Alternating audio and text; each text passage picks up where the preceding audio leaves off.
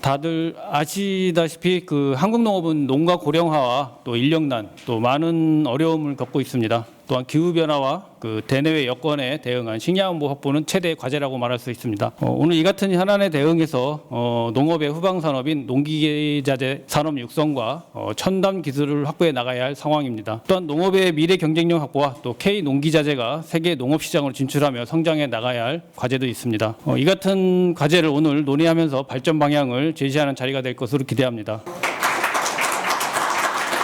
어떻게 하면 이 정말 기계화, 이 인력을 좀 노동 인력을 기계로 대체할 수 있어서 이 농촌의 생산력을 극대화시킬 수 있는 방안, 이거를 모색을 하지 않으면은 심각한 상황이다. 그리고 지금 인건비 포함해서 모든 이 영농 비용 진짜 다 오르잖아요. 비료값도 마찬가지고 이 값싼 농기자재 이런 것들을 우리가 농촌에 어떻게 하면 보급할 수 있을까? 우리 K 농기가 정말 글로벌 경쟁력을 갖추고 우리나라 농업의 미래 경쟁력을 확보할 수 있는 그런 깊이 있는 좀 토론과 논의가 됐으면 좋겠습니다. 저도 국회에서 열심히 여기 계신 모든 분들 잘 모시고 예산이면 예산, 정책이면 정책 열심히 뒷받침해 드리도록 하겠습니다. 우리 농업 분야 또한 인구 고령화와 인력 부족, 지역 소멸 등 구조적 현안이 우리 농촌의 지속 가능성을 위협하고 있는 상황에서 농업을 둘러싼 전후방 농산업의 기술 혁신을 통해서 새로운 성장 동력을 창출해 나가는 기회이자 대안이 될 수 있을 것입니다. 오늘 여기 모이신 전문가 여러분들께서 기술 혁신, 농기자재의 현장 보급 확대를 위한 규제 개선 사항은 무엇인지, 또 정책적 지원은 무엇인지 세부 대안 마련에 회안을 모아주실 것을 당부드립니다. 세계 농업의 동향은 농업 노동을 무인화, 지능화, 데이터화 시키는 것입니다. 선진국의 농업 발전 경로를 보면 국민 소득이 3만 불이 넘어가면 그 어떤 나라도 자국 농민들은 농업 노동을 거의 하지 않더라. 농촌의 주산단지를 거점으로 해서 재배 전주기에 대한 다종의 로봇 융복합 솔루션을 제공하고자 하는 사업이고, 과수 부분 그리고 식량 부분과 두류 부분 이렇게 3개 부분에 대해서 이제 앞으로 5년 동안 각각 매년 상계소가 더 추가로 지원 대상이 될 거고, 그에 따라서 현장에 실제 이런 여러 가지 로봇이나 자율형 트랙터들이 현장 실증이 이루어질 계획입니다. 그리고 전기 관련해서 농촌에 지금 당장 전기 트랙터라든지 전기 기계가 공급될 경우에 충전할 수 있는 충전 인프라가 좀 상당히 부족합니다. 부족하고 농업용 충전 가격도 우리 면세유 같이 조금 인하라든지 그런 혜택을 줘서 농민들이 생산성 원가 절감에 조금 도움이 됐으면 그런 바람입니다. 지금 전체적으로 보면 아직까지도 스마트팜 보급과 함께 이 시설원의 현대화 사업에서 외피복자재는 정부의 국비, 지방비 보조금이 지급되고 있는 형국입니다.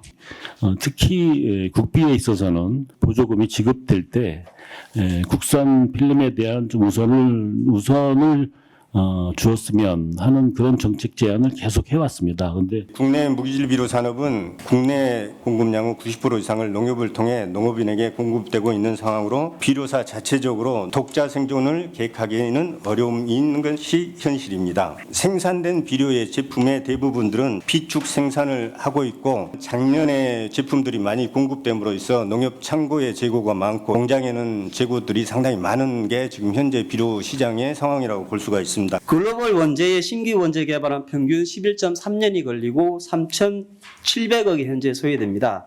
하지만 또 안전성 규제가 강화가 점점적으로 늘어나고 있고, 인플레이션 영향으로 인해서 포장 시험 활성 비용이라든지 환경 독성 시험 비용, 등록 비용이 점점적으로 추가하고 있습니다.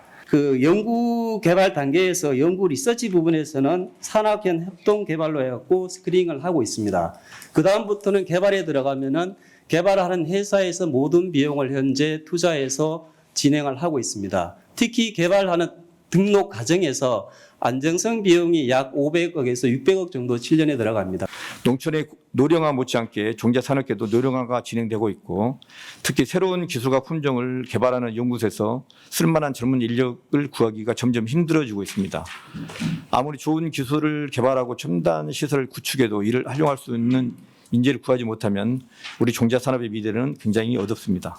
정부, 지자체, 대학 등과 민간 종자기업이 이를 개선하기 위한 계획 수립과 사업 실행을 지속적으로 추진해 주기 바라며 특히 육종가, 빅데이터 분석가, 품질 전문가 등 석박사급 전문 인력 양성 사업의 확대가 필요합니다. 12기준량의 그 관점이 기본적으로 양봉 공급하고 토양 계약 두 가지를 가지고 주로 보고 있습니다. 이번에 분석했을 때 12량을 늘리는 것보다는 단위 면적당 투입량을 한 1.5배 정도 더 늘렸을 때가 오히려 탄소 수입 효과가 더 높은 것으로 나타나고 있고 한 1.5배 정도까지 늘렸을 때 작물의 부작용은 없는 것으로 이렇게 분석을 하고 있습니다. 그렇게 했을 때 앞으로 12기준량을 할 때는 기존의 양봉 공급 플러스 토양 계량 플러스 탄소 중립까지를 포함해서 10알에다 얼마나 투입하느냐 맞겠느냐 이런 쪽에 접근이 필요하다.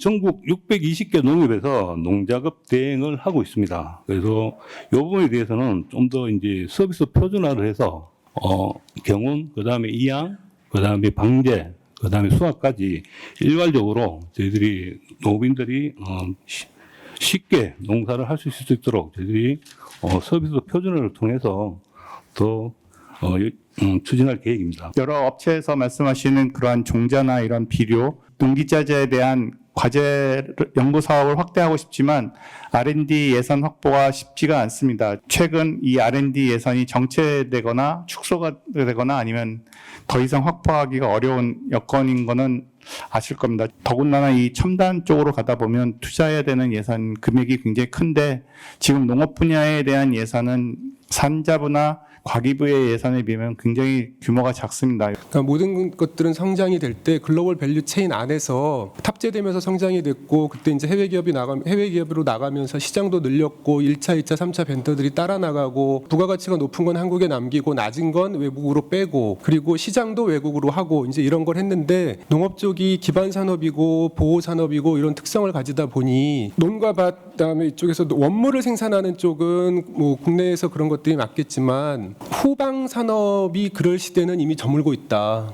그래서 그쪽에서 리스크를 감당하고 그거에 대해서 진출하지 않으면 산업 자체가 그 활력이나 활로를 찾을 수가 있겠는가. 자율주행하게 되는 그런 뭐 AI 기술자라든지 뭐 이런 뭐 데이터 전문가들이 와야 되고 친환경 내지는 전기농기 같은 경우는 배터리에 문제가 나와야 되고 종자 같은 경우는 기본적으로 뭐 BT를 하려고 하면 거기 이제 뭐 데이터를 볼 수 있는 사람이라든지 생명과학 전문가라고 하는 들이 와야 되는데 결국은 그분들과 이제 융복합이 사실은 잘 안 되는 문제들이 계속 문제들을 말씀을 하셨죠. 그게 업계 규모가 작아서 내지는 시장의 규모가 작아서라고 얘기하는데 그런 부분과 더불어서 또 하나의 문제는 뭐냐면 결국은 인력의 문제다라는 거예요. 기존하고 다르게 올해는 어떤 그 기술 개발 쪽에 초점을 맞춰서 그 포럼을 진행하게 돼서 좀 그 다른 차원이다 이렇게 생각을 하고요. 오늘 나온 내용은 신문에 잘 보도가 돼서 기록으로 남을 수 있도록 하고 또 실제 정책으로 연계될 수 있도록 하기를 기대합니다.